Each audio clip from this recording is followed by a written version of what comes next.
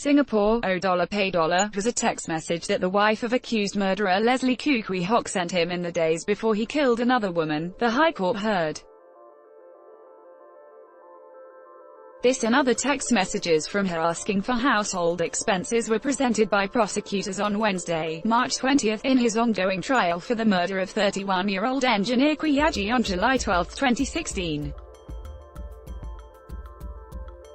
Deputy Attorney General H.R.I. Kumar Nair was seeking to show that Khoo, 50, was facing demands for money from both women, but was strapped for cash.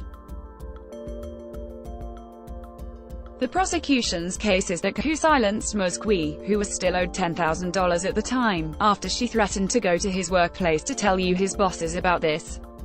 Khoo had told a psychiatrist after his arrest that he could not afford to let Ms. Kwee destroy his efforts to reform himself after serving jail time for cheating and being forgiven twice by his wife for adultery.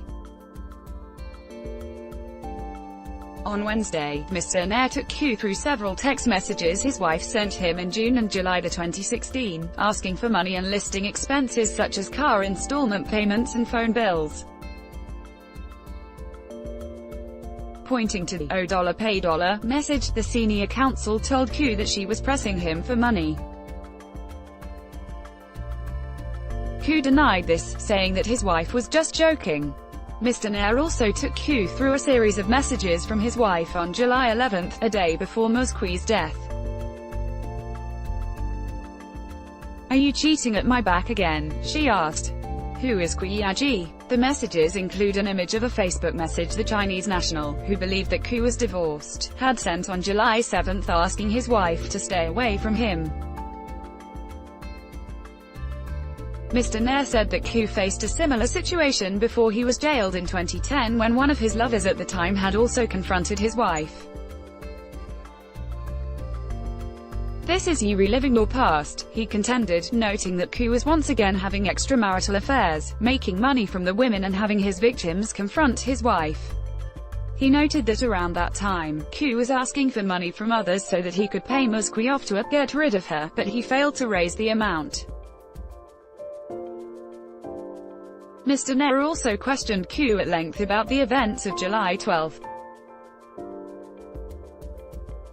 Comparing Khoo's changing accounts in his various statements to the police, Mr. Nair asserted, "You are making up your story as you go along." For instance, Khoo first claimed that Ms. Kwee had threatened to go to his workplace to check why he was always busy at work. He later said she had threatened to tell his colleagues that he was cheating her. Mr. Nair also compared the hazy account of the killing Khoo gave in court to the detailed statements he had given to the police. In court, Khoo said everything happened quickly and he did not know how he ended up strangling Ms. Kwee. In a statement, he gave details such as grinding his teeth and grabbing her neck with his right hand. Khoo said, "The officer asked me right or left hand, so I told him. In my heart, it was right hand." Mr. Nair replied, "You are trying to wriggle your way out of this. You are the true conman that you are."